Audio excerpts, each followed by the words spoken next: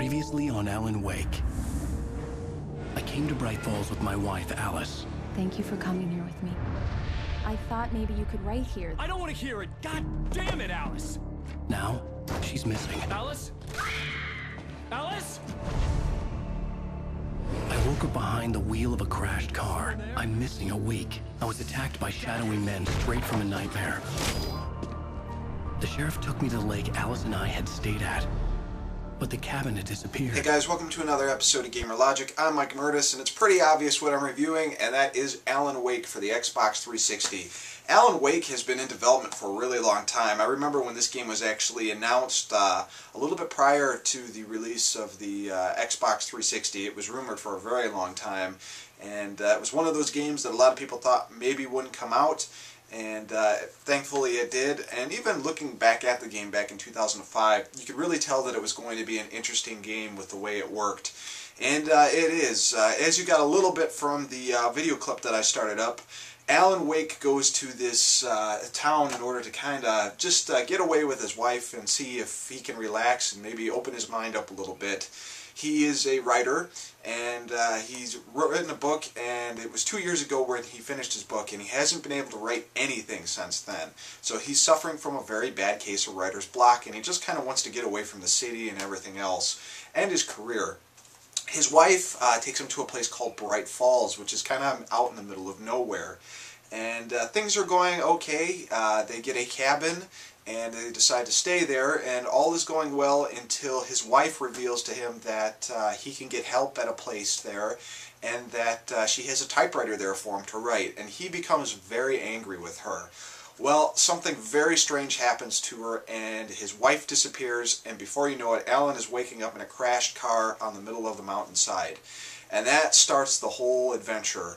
Alan is forced to fight monsters from a dark world, and the only way you can actually defeat them is by using light. So this game uses an interesting light element. It's not actually an original element because another game used this, and that game was called Obscure, and its sequel followed the same thing.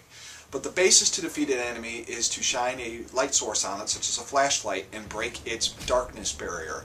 And once you break the Taken's barrier, Taken is the name of the actual enemies, you can use physical weapons or physical means to actually destroy them. May that be shooting them, dropping something on them, or hitting them with a car. So with light being one of the main weapons in this game to defeat your enemies, there's a variety of it. Some of them can be your basic street lights, but your main light is always going to be your flashlight, which you can upgrade all the way up to a lantern in order to use more powerful light. You do get a battery amount, and if you hit the left trigger button, you'll actually focus your beam more on the enemy, which will break his barrier faster. However, you'll actually use your battery faster if you do this. You can use up a maximum of 20 batteries. Now, playing through this entire game, I never ran into a situation where I ran out of batteries. If you play your fight smart, you'll be alright. So you don't really have to worry about ever running out of juice for your flashlight. You can also use a couple other forms of light, and that includes a little portable generator that you can turn on, and the light will last for a little bit. And there's also the ultra-powerful spotlight that you can use that can eliminate a ton of enemies and break their barriers. The light being so powerful, it'll actually destroy them without the use of any physical weapons. Of course, there's also street lights that you can use as well, and this also it makes another bonus. When you go into the spotlight, enemies run away or disappear from you, and it's usually a checkpoint as well, so light is your savior in this game. Physical weapons include a revolver, shotgun, with a couple different variations of the shotgun, and a hunting rifle as well. So the combat elements in this game are really fun, and it makes for a unique experience. One thing I did note that was kind of annoying though, the dodging can sometimes be hit or miss, and that's mostly because you're either trying to be sprinting away from an enemy or dodging it. In order to do that, you have to hit the left bumper and a direction, and sometimes when you're trying to just run away from an enemy when you know they're coming, Alan will do kind of that dodge motion before he starts running, and it can lead to some awkward elements and getting stuck on certain things. So that was kind of a negative note there. But for the most part, combat is pretty smooth and fun. Storyline-wise, Alan Wake does a great job. It has a lot of interesting plot twists to it, and almost touches on some H.P. Lovecraft stuff, and pulls in other elements too from Stephen King, as well as a couple other horror writers. So Remedy really did a great job on the psychological aspects of this game. Is Alan Wake really in some kind of dark world where all this stuff is happening, or is it in his head? Is he a schizophrenic? Is he psychologically disturbed? They throw so many different elements at you at this game that you're really not sure what's going on, and you want to play it to the end to figure out if this is actually happening to Alan or if he's just a mental case. Also, the characters that they bring in the game are vast. You have your simple town folks who are just kind of weird and really don't like the fact that Alan's there. And you have big-time fans of Alan, like Rose, who works at the local restaurant. She's absolutely obsessed with Alan Wake to the point where she has a cardboard cutout of you. The main supporting characters, though, are Barry. Barry's one of them, and he is Alan Wake's best friend and agent. When he's first introduced in the game, he really seems like a slime bag, but later in the game, he really plays his role well, and he becomes a lovable character. He's got some of the best lines in the game ever, and he really is a fun character. Probably one of the best written video game characters I've seen in quite some time. There is one character in this game, however, that isn't really developed, and that's a shame because she's kind of one of the main points of the game, and that is Alan Wake's wife. The only thing we really know about her is that she's afraid of the dark, which, being taken to a very dark place, as the game suggests, she must be terrified out of her mind. Unfortunately, not much is explained about her, and it makes the want to rescue her kind of low. You're instead more interested in what's going on in the mind of Alan Wake. Not that that's necessarily a bad thing, because the main plot line is, of course, about Alan Wake. Alan Wake has one of the most interesting plots we've seen in a modern console video game in quite some time. So we have a pretty good game here. Graphically, this game looks fantastic, especially when you're playing it on HD TV.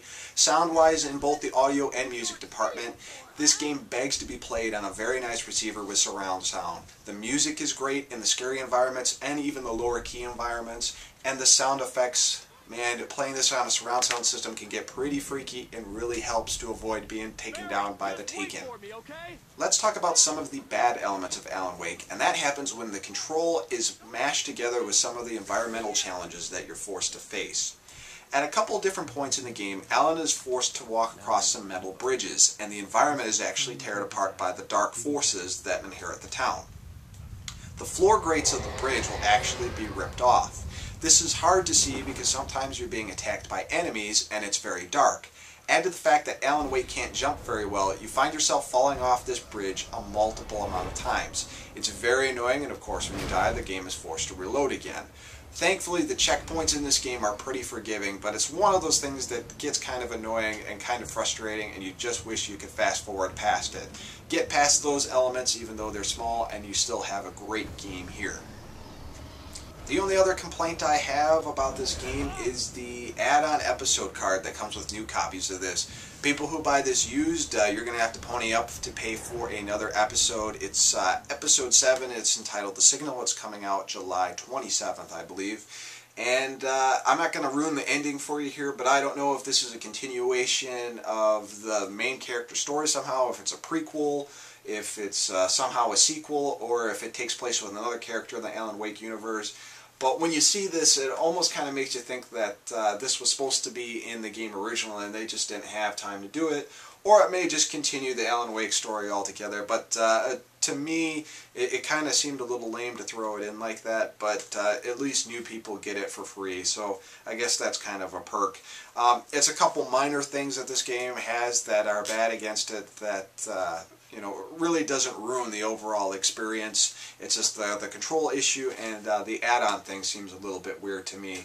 But overall, Alan Wake gets a 4.5 stars out of me. I really enjoyed playing it. I'm probably going to play through it again on a harder difficulty level, and if you're looking for a real survival horror game, this is the one to pick up for modern consoles. I really, really enjoyed this game. Go pick up Alan Wake. It definitely deserves a playthrough. This has been another episode of Gamer Logic. Take it easy, guys.